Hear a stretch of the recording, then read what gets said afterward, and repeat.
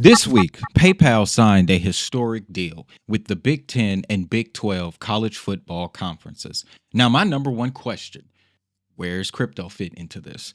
Because I got to let you know the details of this relationship. Courtesy of PayPal themselves, they have signed a historic partnership with both of these Power 5 conferences to be the go-to payment platform for student athlete payments. Now, why is this so huge? Well, earlier in the month, the NCAA, which is the governing body for all college sports across the United States, essentially made it legal for these universities to pay these athletes the same way that they could potentially get paid if they make it to the pros. The thing is, this is an extension of a conversation, a movement in college sports known as name, image, and likeness. And it has just entered a new era, the era of payments, ladies and gentlemen. Now, PayPal specifically will be involved with being the wallet infrastructure for universities in the United States. But what makes this even bigger is these same student athletes will also be exposed to PayPal's broader ecosystem. And that is where we know of a few names that they may take a liking to. Now, in addition to this, the Big 10 and the Big 12, these are two of the three largest TV markets in college sports. So, from what we've seen with crypto.com in the past and their advertising ability and Coinbase's advertising ability during basketball season, just imagine PayPal or some of the other services that they provide being advertised during college football games, particularly Big 10 and Big 12 college football games. Now, I know a lot of you are like, I know nothing about sports, Wade, so you got to bring it all back home to me. Essentially, ladies and gentlemen, what I'm getting at here is there is a heap ton of money in NIL that is getting ready to be unlocked. And the fact that PayPal were the first to jump on it means we need to keep an eye on this narrative. We already know how deeply tied PayPal is into the digital asset space. And when it comes to processing payments on a large scale, the disbursement of funds, which is the terminology that they use here, I find that to be interesting. We also know of a particular asset that specializes in that as well. So today's show is going to be packed, ladies and gentlemen. We have to talk about the European Central Bank as well. They're moving forward with their DLT ambitions. Quant Network just launched a shining new product named Fusion that is an improvement on the overledger that will bring more utility to the QNT token. We also have to talk about the XRP ledger. They launched their new sidechain, and with the sidechain came smart contracts. Now, my question is, if you can now do smart contracts on your own, what is the need for Flare? Oh, we're going to break it down, guys. And Circle has filed to become a bank. The day has finally arrived, ladies and gentlemen. We knew that it would come. We knew this would happen, especially after they went public. And the momentum that they had leading into the IPO was even further evidence. So we got to break down what this potentially means for the crypto space, because a lot of people are already identifying it as a threat. I tend to not agree. So with that, guys, welcome to another edition of the DHN Crypto Podcast. I'm your host, as always, Wade Teamer. I've been in the space since 2019, and I've researched a boatload of assets. But the number one reason I sit here at this desk in front of this camera, next to this eloquent microphone, is to share all that knowledge with you. And to help with that mission, I got a few pieces of educational material I want to share with you. Now, you can see here the DHN starter kit. I've taken some screenshots of the starter kit to give you an idea of what's in it. Guys, a lot of people will feed you fish in this space. I'm trying to give you your own fishing rod and point you to the best bodies of water to fish in. That is what educational materials like the starter kit as well as the DHN 100 and Blockmaster are designed for. You can't make a proper investment decision without fundamental understanding of what you're investing in. So that's my game here. That's what I look to provide to the viewers and listeners of DHN Crypto. Now, you can access all of these documents at the link in the description under this video, as well as the pinned comment. Now, with that, let's jump into some macro news, guys. The European Central Bank to pilot blockchain-based euro settlement system by 2026. The platform specifically is aimed at DLT, but understand that terms like blockchain and DLT are interchangeable, yet there are significant differences, and we'll get more into that later. But this also raises another question here, because the European blockchain market is a lot more mature than what we have in the United States. They have been studying blockchains and DLTs dating as far back as 2018. There was a lot of speculation around when the European Central Bank would go full steam ahead with DLTs, because in the past, we are very familiar with the previous DLT-based projects that have taken place in the European Union. So the question that I am putting forth after reading this news, after learning this, is which DLT stands the best chance to win in the EU market? Now, I know a lot of people immediately said Ripple, XRP, they've already been there. I get that. I dig it. But hold on. There's a couple more players involved that you may not be aware of. Obviously, we do have Ripple. We know that they have worked in the EU for a number of years. They were recently selected for the DLT pilot regime alongside another big name and an asset we're going to cover here in our next segment, the Quant network. They've worked with the European Central Bank before. And another element to answering the question who can win in the EU market, you have to be aware of MiCA compliant stablecoin issuers, the likes of Circle and Quantos, which we know runs on Algorand.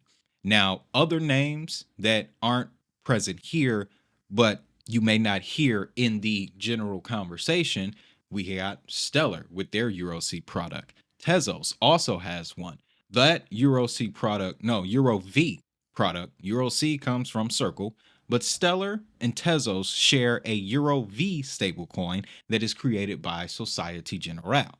So there's that. Then you also have other players that are emerging in the EU. And here's one that not a lot of people talk about. People throw shade at this asset. But if the European market is getting ready to go full steam ahead into blockchain, this is an asset you're gonna want to keep your eyes on. I'm talking about IOTA. And I'm talking about the European blockchain services infrastructure. Take a second, take an afternoon, dig into this rabbit hole.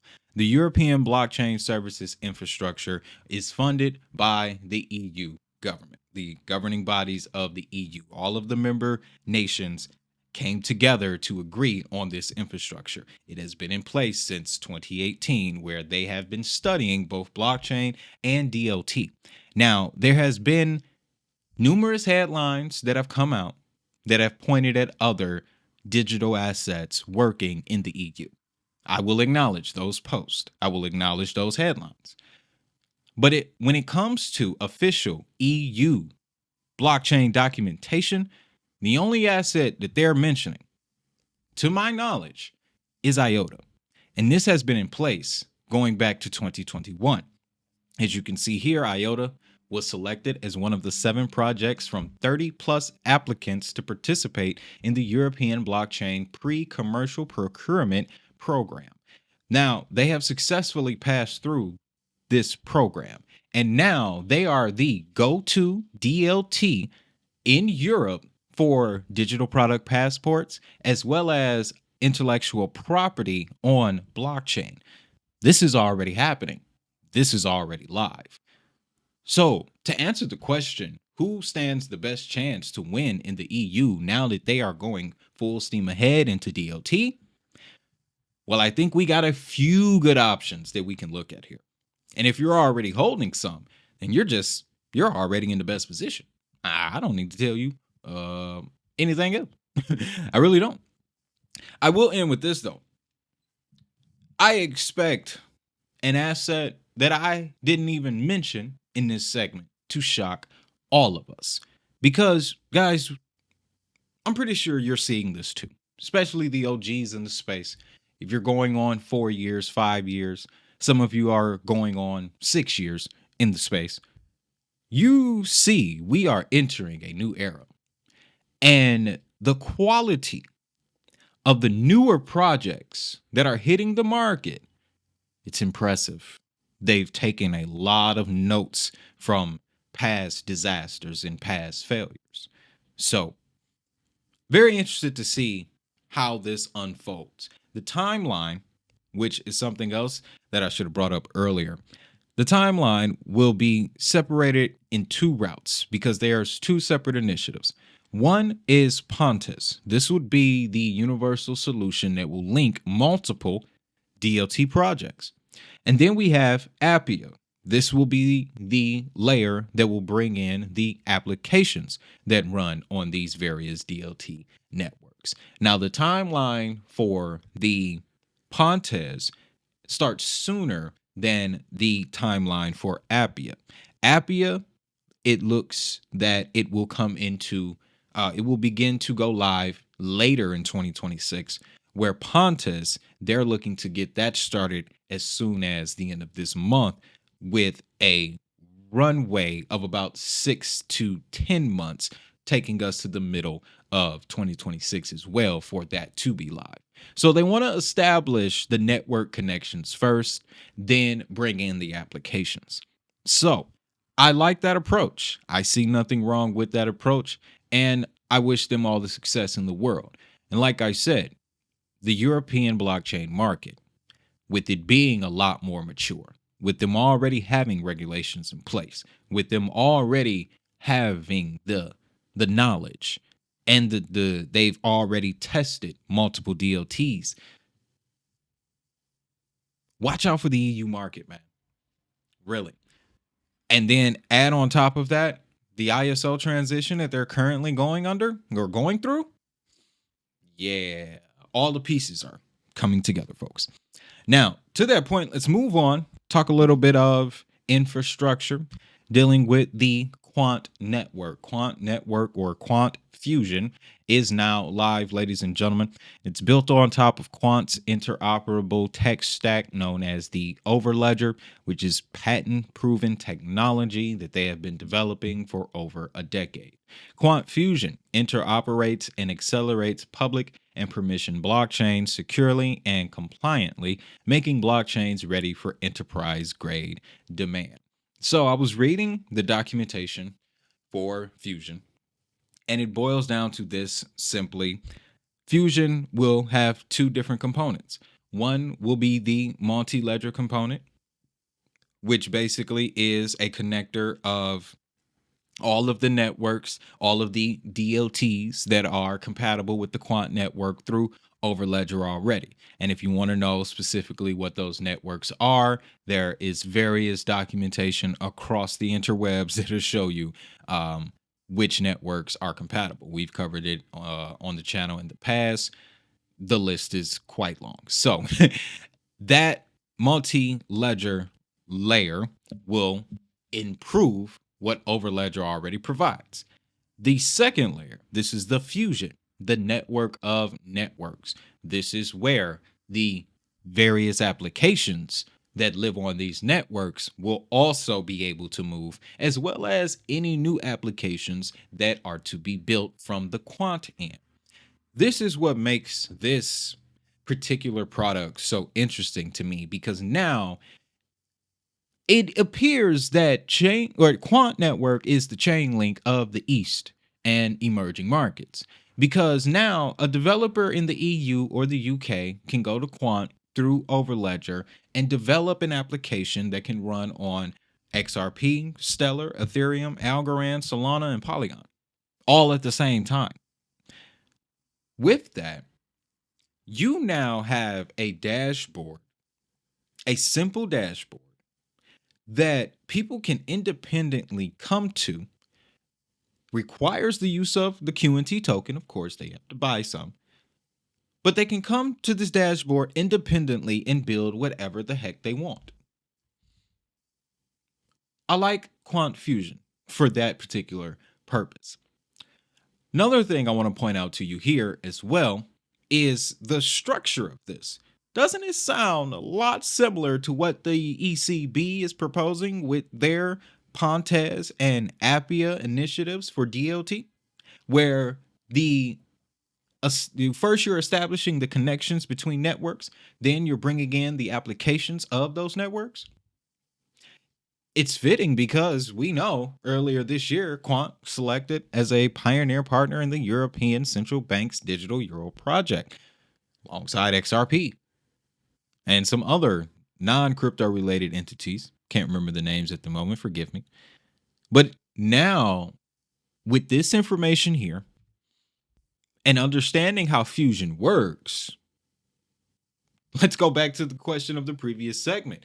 Who really stands the best chance to win in the EU market? With Fusion, Quant's chances, their odds have increased.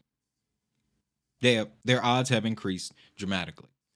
And then there is another leg to this situation that I believe Quant will have the advantage over others in the EU and the UK. Talking about Quant's ISO role in the EU. As you can see here, guys, well, first and foremost, it's July. That means it is ISO Watch Month, because we know the Federal Reserve is implementing ISO for FedWire and FedNow. That transition is scheduled to begin this month. Deadline, if I'm not mistaken, for all nations is in November of 2025. That's okay, because Australia is already using it. Switzerland already adopted it. Japan already using it. China already using it. And India is already using it. The two countries that aren't yet, the EU and the United Kingdom, they're currently involved in the migration. I find that to be very interesting, because a lot of people were wondering where Quant's role was in the whole ISO narrative. Depending on who you ask, Quant isn't and Quant is, okay? I'm giving you the influencer perspective here, all right? I don't usually pull from that bag, but I'm giving you that perspective. I believe the Quant network has a particular advantage because they're positioned so well in the UK and the EU.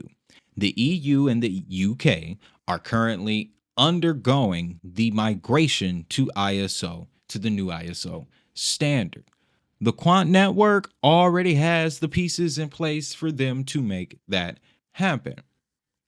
I think it is only a matter of time before we see it.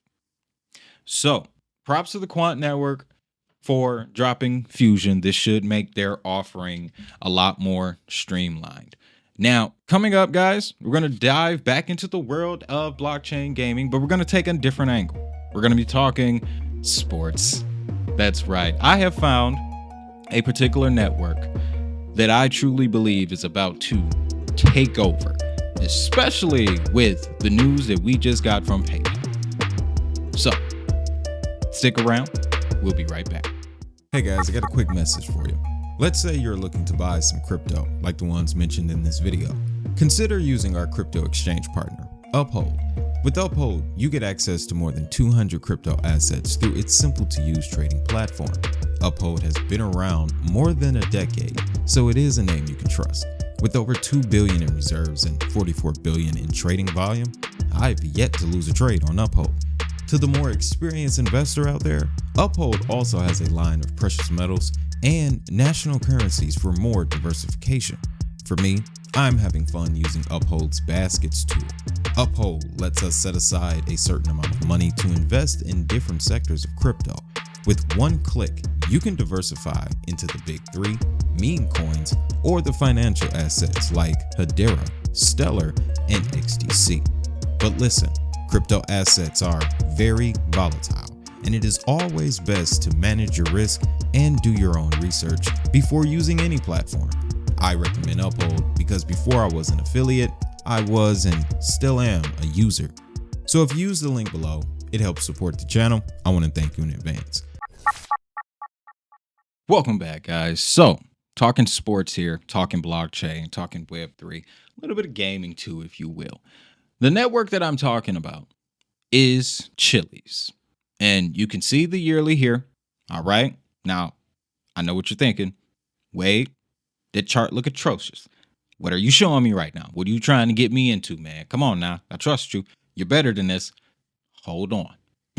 There is a very potent story about this chart that I have firsthand knowledge of. Dating back to 2021, you can see the pump, ladies and gentlemen, 1 cent to 60 cent. 60 cent rally. Now, I'll admit to you, I didn't get any of that. I was just learning what Chiliz was. This was 2021, so I was holding VeChain, 2 cent to 25 cent. Then got back in, rode another rally, got some sell-low, flipped that. I'm getting off track here. 2021 though, whole different time in the space. My level of knowledge wasn't nowhere near what it is now. But you can see the significant drop-off since then. Let me tell you what happened. Because Chiliz does fan tokens, they also have a fan engagement platform known as Socios. Right now, the particular market is the EU and other places around the world. They focus on soccer, or as it's recognized around the rest of the world, football. And that pulls in Major League Soccer, World Cup, FIFA, all of that good stuff, okay? They got fan tokens around Paris Saint-Germain, Juventus. I can't remember all the clubs right now, guys. Forgive me, okay? Long story short, they were during this 2021 run, they were getting ready to enter the US market. They had begun establishing relationships with NHL, MLB, and NFL franchises. What happened? Well, previous administration made it very hard for non-US crypto companies to do business in the United States. Hell, it was hard for US-based companies to do business here. We remember the days when the SEC was suing everybody and their parents, okay? Fast forward to the Trump era, and things began to change. Once the hype around him running again really picked up steam, people in the space began to see an opportunity. Now, all of this led me to a Telegram discussion with the CEO of Chiliz, Alexandre Dreyfus. I asked him specifically, I said, why isn't Chiliz pushing into the US market? The sports world in the United States drives the economy. Okay? Tell me if I'm lying. Tell me in the comments if I'm lying. Sports drives the economy here in the United States. That's the case that I'm making to him, right? Very gracefully, warmly, he replied, because of the regulatory environment in the US, we can't do business here. However, if that changes, we'll be coming back. This was 2023-ish, okay? And you can see where they were in the price chart. Ladies and gentlemen, let me show you something. This was from April 22nd of this year. This is Alexandre Dreyfus, founder, CEO of Chiliz, the creator of Chiliz, standing with Bo Hines, executive director of the President's Council of Advisors for Digital Assets in the US. And as you can see by Dreyfus's tweet, it's time for us to come back to the US and invest. Now, why am I sensationalizing this so much? Because this is a play that I'm getting ready to make myself. I'm about to go absolutely bonkers into Chiliz, because not only does Chiliz work with the fan engagement side of everything, okay? But now that PayPal is helping student athletes get their money, I see a new market open. It's a whole new market. And unlike previous networks who have tried to dive into the world of sports before, Chiliz infrastructure is designed from the ground up for fan engagement, for franchises to sell their products as well as their tokens. They have the ability to run NFTs, so now you have your own ticketing platform that adds more incentive. Their infrastructure is designed for sports. So that's one side of it. All right. We are definitely, this is a speculative discussion here, but the pieces around it, guys. And like I said, I have been tracking this asset for 3 years now, watching this narrative unfold. And what I find to be the most fascinating is that it hasn't fallen off. Website brand new and updated. They're doing conferences. They just did one in the Philippines, if I'm not mistaken, but it was lit. Okay. Everybody was there. So they're making appearances. They're still strong. They're still listed on exchanges, and now they have their own blockchain. So they're even more efficient.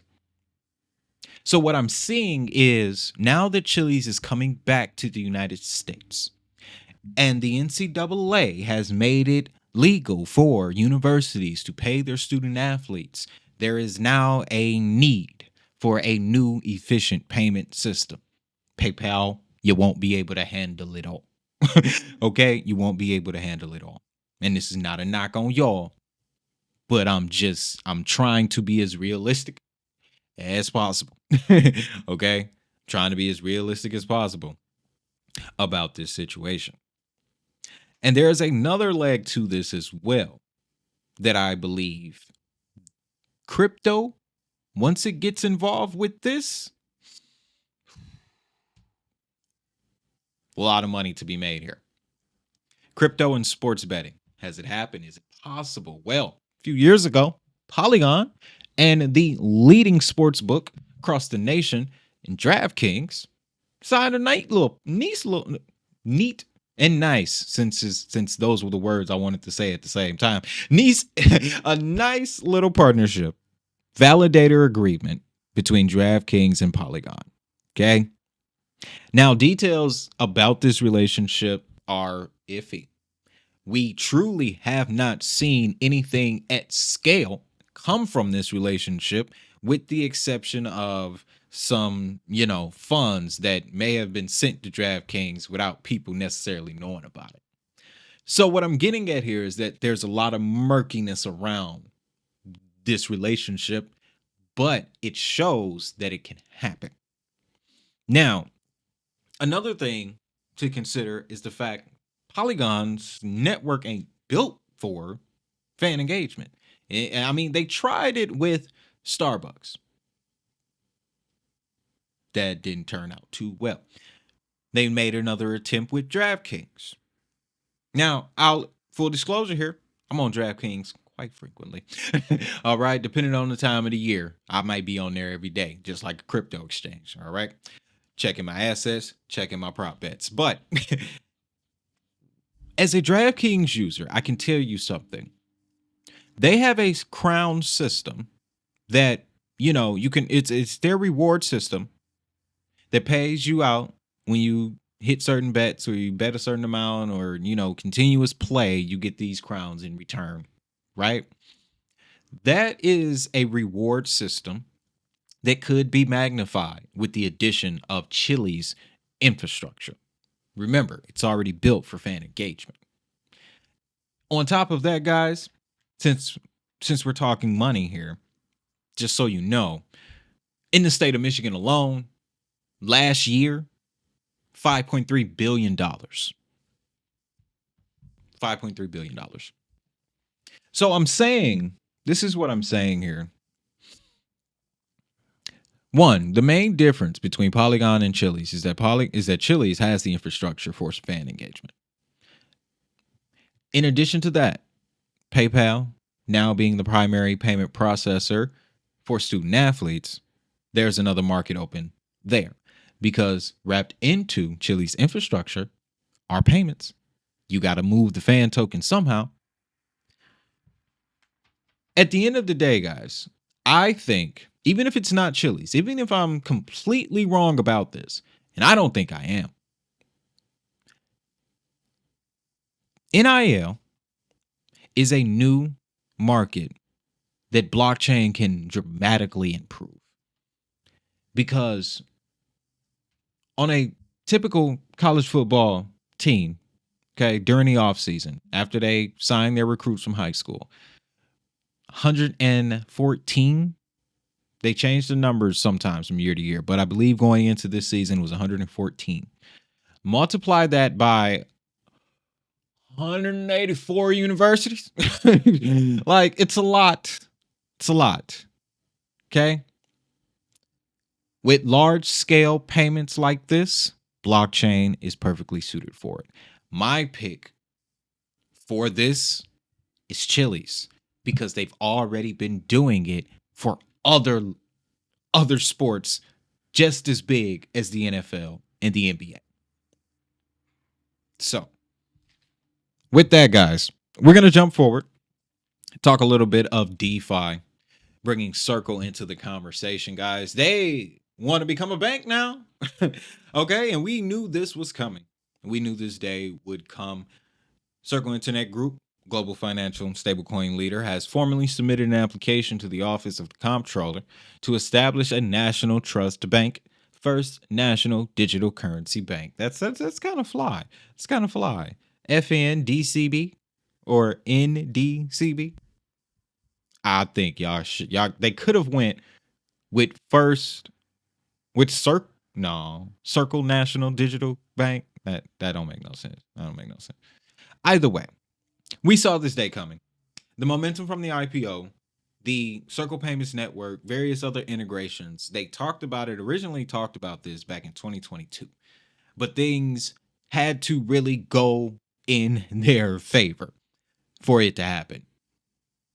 New administration, Trump comes in, changes everything. We got more comprehensive legislation around stablecoins now. The timing of this couldn't be better.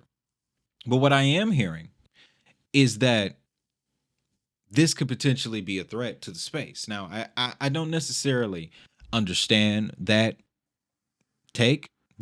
point of view, because when you think about how deeply embedded Circle is in crypto, I don't see them ever becoming a threat to us. Because for one, Brian and Coinbase will pull the rug from up under them with the quickness. All right. 50% of the revenue going to Coinbase. 50%.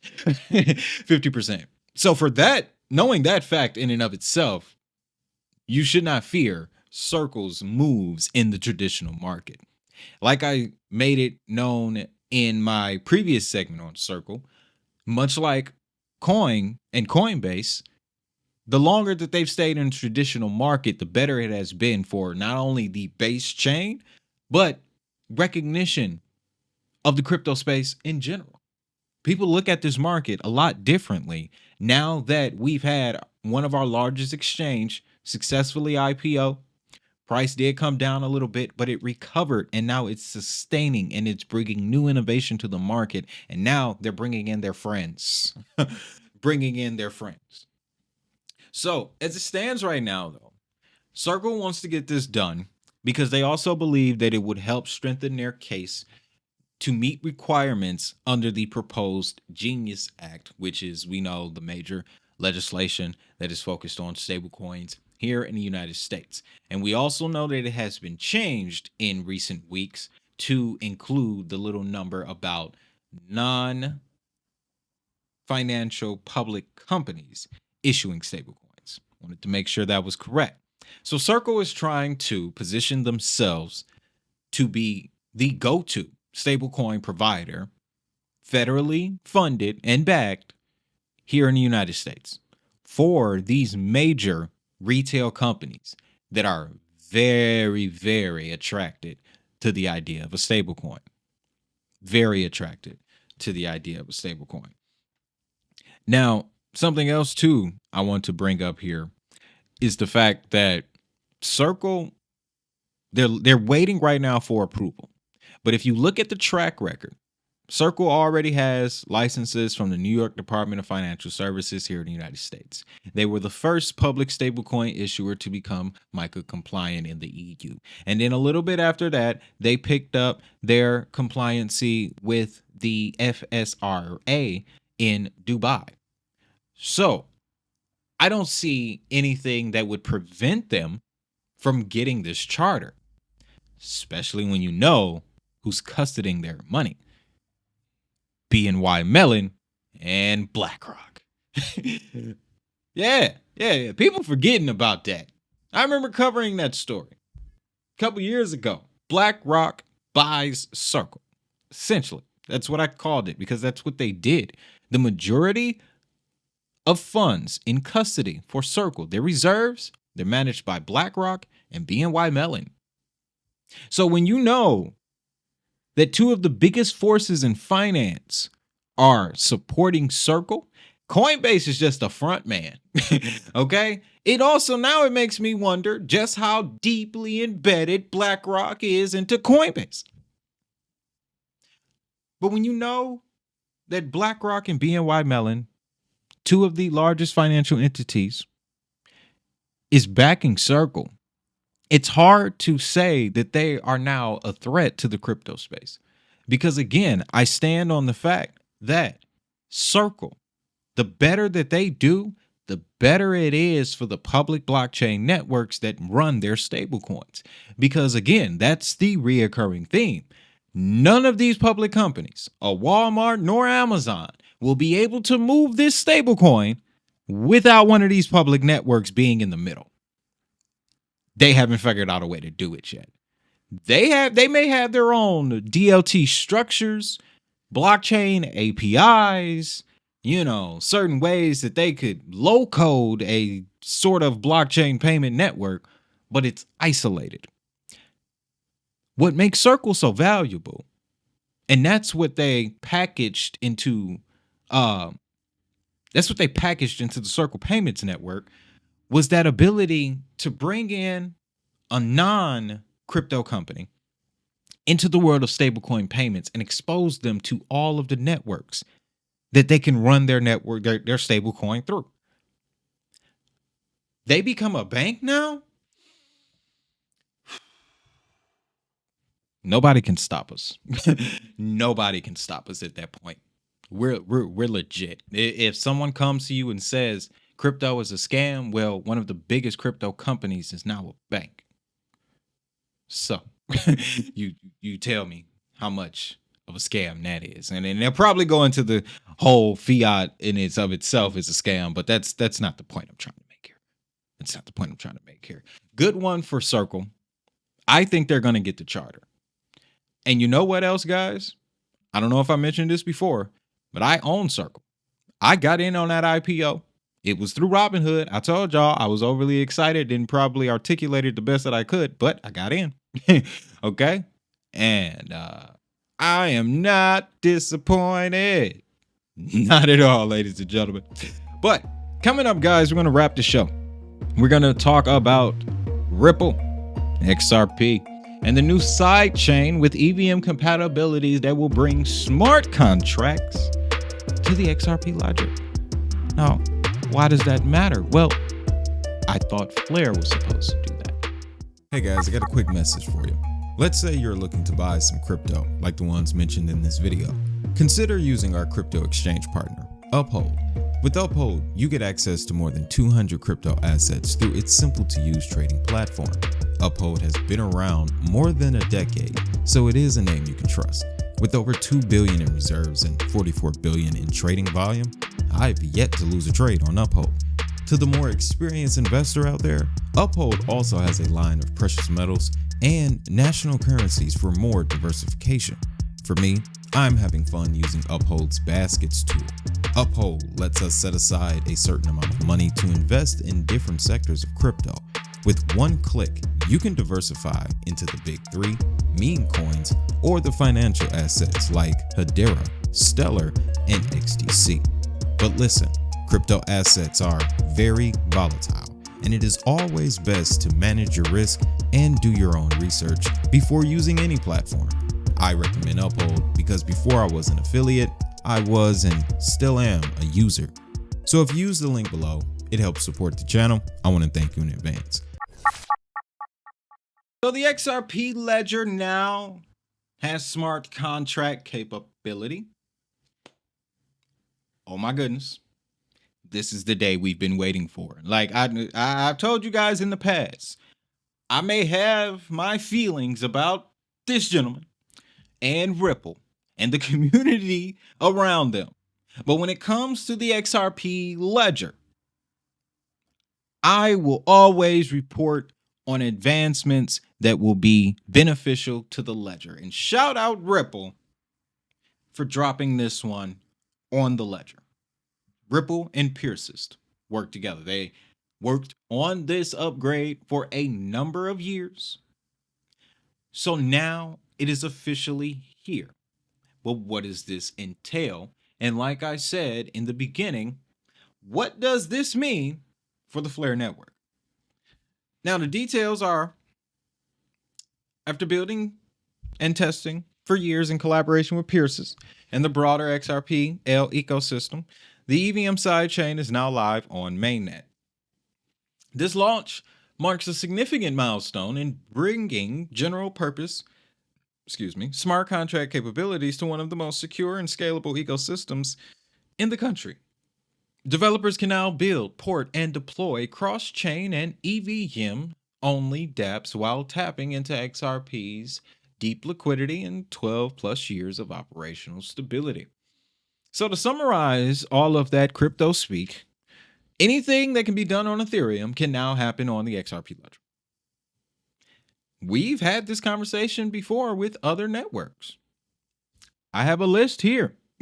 Stellar, Hedera, Algorand, Crypto.com, not Chronos. What is this thing? Cello, Cello, AVAX. The list truly goes on. But what you find out is the pattern. After EVM compatibility comes to a network, there is a guaranteed increase in on-chain activity. It is almost guaranteed. It is one of the few guarantees that we have here in crypto.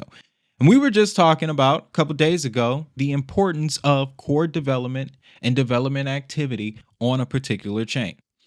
Now that this side chain exists, and I'm not even sure why they called it a side chain, because it's on the ledger. It's the ledger. Everything feeds back into the ledger. But side chain is the cool term, I guess. But it is one of the few guarantees in the space that when you bring in EVM compatibility to your network, you begin to network. The numbers for Avalanche, I did write this down here. Back in 2021, Avalanche launched Sidechain, right? The Sidechain was the EVM compatible smart contract layer for the Avalanche network. This was in 2021, before Off the Grid and before they took over the gaming space. Well, after the EVM compatibility, there was a 470% increase in on-chain activity within 12 months, within a year, during a bear market. So the numbers are behind this move. This also means that in the future, you may hear me covering XRP a lot more, because now there won't just be this bank from this third world country developing on Ripple, or this company from a third world country using the ledger for this, or it won't just be payments anymore. The discussion can now broaden into the root network and the gaming applications that they're developing on the XRP ledger. Or, if I'm not mistaken, what's it called? Sologenics, one of the biggest DeFi protocols on the ledger. They're now going to see a dramatic improvement. Another one, Casino Coin. Is Casino Coin still around? Well, if it is, they're about to see a major improvement as well. And the list truly goes on. This native core smart contract on the XRP ledger allows people to build natively on the XRP ledger, almost independently. The problem that the ledger had up to this point was the concentration of builders. It wasn't so decentralized. Okay. Now, though, with this EVM compatibility, if you can build on ETH, you can now build on Ethereum. And because, and this is pretty much proven, the fees compared to Ethereum, it will be free. Okay, it will be free to build on the XRP ledger now. By comparison, all right, there will be fees, but you guys get what I'm talking about. By comparison, it's gonna be free to build on the XRP ledger. Now, the same apps that you built on Ethereum, you can now do it on the ledger. Not only will it be cheaper, it'll also be faster, much faster.